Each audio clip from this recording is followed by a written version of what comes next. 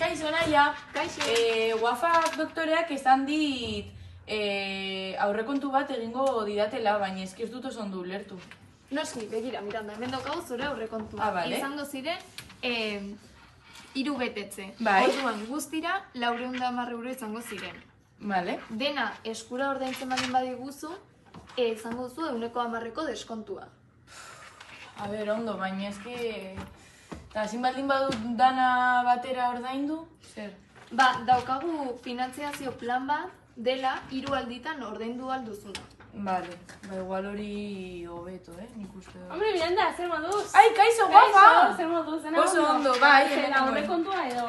Bai, nengoen Naiarekin hitz egiten eta saldu dit momentu batean, baina hori. Finantzazio plan eta Bai. uste, ondo. Bai. Ba, bueno, gure aurrekontua 3 hilabete irauten du, orduan Ah, bai? Bai, daukazu pentsatzeko denbora...